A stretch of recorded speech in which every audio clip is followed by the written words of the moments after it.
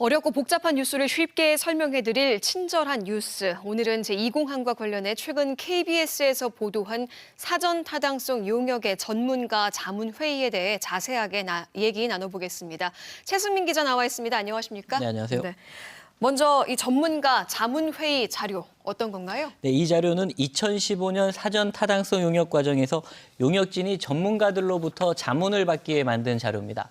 전문가 자문은 용역의 완성도를 높이기 위해 반드시 받도록 한 국토부 과업 지시에 따른 건데요.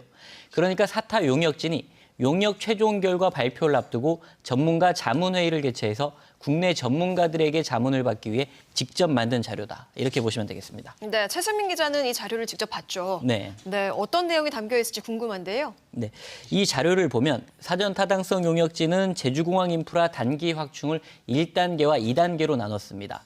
2020년까지가 1단계고 2025년까지가 2단계인데요. 1단계를 보면 2020년까지 공항 수용 능력을 여객 3,200만 명에 연간 운항 21만 회로 잡고 있습니다. 이 주목해야 할 부분이 2단계 부분입니다. 2025년을 목표로 연간 여객을 3,940만 명, 항공기 운항 횟수를 연간 25만 9천 회, 시간당 최대 60회로 잡고 있습니다. 2단계 계획 옆에는 2045년을 목표로 장기 계획이 있는데요. 장기 계획은 제2공항 건설로 제시했지 않습니까? 네. 그런데 이 제2공항을 짓는 이 장기 계획은 2045년 항공 수요를 감안해 연간 여객 4,562만 명, 항공기 운항은 연간 29만 9천 회, 시간당 68회를 설정했습니다. 그러면 서로 한번 비교를 해볼까요? 네. 제주공항을 2025년까지 2단계로 확충하면 제2공항을 짓는 장기 계획과 연간 여객 수요는 불과 500만 명, 운항 횟수는 4만 회밖에 차이가 나지 않습니다. 네. 그렇다면 이 기존 제주공항을 확충하면 이 공항을 짓지 않더라도 연간 4천만 명을 감당할 수 있다. 이렇게 볼 수 있겠죠. 네, 맞습니다. 특히 제2공항 사업에 대한 법적 절차인 예비 타당성 조사에선 그 2045년 항공 수요를 4천만 명으로 예측했거든요. 그렇기 때문에 기존 제주공항 확충만으로도 충분하다는 결론이 나옵니다. 물론 반론이 있을 수 있겠죠. 그렇다면 2045년 이후의 수요는 어떻게 감당하느냐. 그때가 돼서 또 포화되면 다시 공항 인프라를 확충할 거냐. 네. 이런 반론인데요. 사전 타당성 용역에선 2045년 4,500만 명, 예비 타당성 조사에선 2045년 4천만 명 이후로 더 이상 증가하지 않는 것으로 분석하고 있습니다. 이 때문에 현 시점에서 그 이상의 추가 수요까지 고민할 필요는 없을 듯합니다. 그리고 무엇보다 쓰레기나 하수 처리 문제 등에서 보듯이 그 이상의 관광객을 수용하는 게 바람직한가에 대한 우려가 크지 않습니까? 네, 그래서 오버 투어리즘에 대한 우려의 목소리도 나오고 있는데요. 네. 이 사전 타당성 용역진이 직접 만든 자료라고 했잖아요. 1단계, 2단계, 그리고 장기 계획까지 나왔는데 이게 왜 용역 결과에는 반영이 안 된 거죠? 네, 전혀 반영이 안 됐습니다. 최종적으로 전문가 자문회의가 열린 시점은 2015년 10월 20일입니다. 사타 용역진이 제2공항 입지 선정 결과를 11월 10일에 발표했으니까 발표하기 불과 20일 전입니다. 장소는 김포공항이었고요. KBS가 입수한 자료에 따르면 자문 전문가 그룹에는 한국항공대와 한서대 교수, 그리고 제주지방항공청과 한국교육개발원, 한국개발연구원, 그리고 이화여대와 서울대 교수 등 전문가 10명이 참여했고요. 지역 추천으로도 제주발전연구원 연구원 등 5명이 전문가로 참여했습니다. 이런 전문가 15명과 용역진을 포함해 26명이 참석한 전체 자문회의였습니다.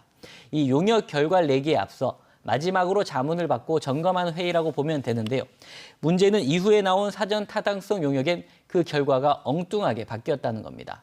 사전 타당성 용역 최종 보고서 116쪽인데요.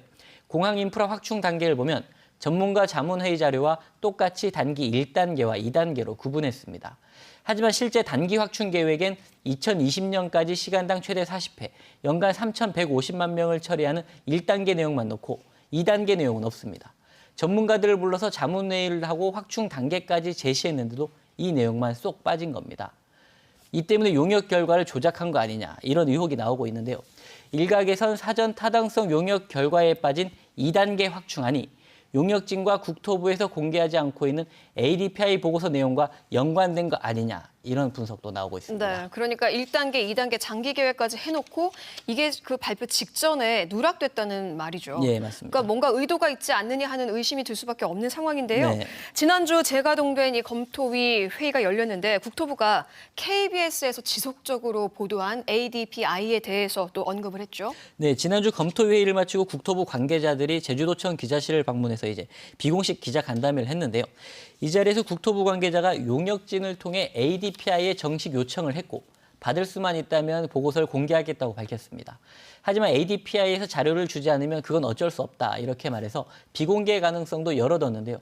이 경우엔 계약을 잘못한 용역진의 책임을 물어야 할 것으로 보입니다. 네, 또 이 자리에서 이 국토부 관계자가 공론조사에 대해서도 언급을 하지 않았습니까? 네, 그 이전보다는 진전된 입장을 보였습니다. 국토부는 이 자리에서 당정 협의에 따라서 도민 의견 수렴을 하면 그 결과를 무겁게 받아들이겠다고 밝혔습니다.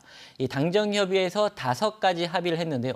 마지막 5항과 관련된 내용인데 국토부는 이 공항 추진에 있어 제주도에서 합리적, 객관적 절차에 의해 도민 의견을 수렴해 제출할 경우 이를 정책 결정에 충실히 반영, 존중한다. 이렇게 돼 있습니다. 이 의견 수렴 방법을 공론조사로 정한 건 아니지만 만약 제주도에서 공론조사를 한다면 결과를 무겁게 받아들이겠다. 이렇게 말한 겁니다. 네, 그러니까 이제 국토부에서는 공론조사를 하겠다. 도민이 원하면 결과를 무겁게 받아들이겠다. 어느 정도 할 수 있다는 수용의 입장을 밝힌 거고요. 네. 그런데 이 원희룡 지사 지난 도정 질문에서 공론조사 하지 않겠다. 굉장히 강하게 거부한 걸로 알고 있는데요. 네, 그 당시 원 지사는 이제 공항 인프라 확충을 요구해온 제주도가 이제 와서 제3자처럼 공론조사를 할 수는 없다. 그리고 국책 사업에 대해 지방자치단체에서 공론조사를 할 법적 근거가 없다는 논리로 거부 입장을 밝혔는데요. 그 지난주 막을 내린 제주도의회 임시회에서 김태석 의장은 원 지사에게 공식적으로 공론조사를 요구했습니다. 김태석 의장의 발언 직접 들어보시죠. 도민 주권이 민주주의 실현의 주요한 내용일 것입니다. 모든 것을 공론조사할 수는 없지만 제주도의 현재와 미래 그리고 최대 가치인 도민 행복과 한라산을 비롯한 환경을 고려할 때 도민이 자기 결정권은 실현돼야 되지 않겠습니까? 네, 김 의장이 공론조사를 요구하며 든 사례는 오라관광단지였는데요. 오라관광단지 자본검증도 법적 근거가 없는데도 제주도에서 진행하고 있지 않습니까? 그러니까 제2공항에 대한 공론조사도 법적 근거가 없더라도 제주도에서 의지만 있으면 할 수 있다. 이런 얘기입니다. 네, 이렇게 도의회 의장이 또 공식적인 공론조사 요구를 했는데 거기에 대해서 제주도는 답이 아직까지 없는 상황이죠. 네, 아직까지는 그렇습니다. 네, 사업 주체인 국토부도 도민 의견을 무겁게 받아들이겠다 했는데 이 도민들에게 직접 결정할 수 있는 기회를 마련해야 하지 않을까 하는 생각이 듭니다. 지금까지 친절한 뉴스 최승민 기자였습니다. 고맙습니다.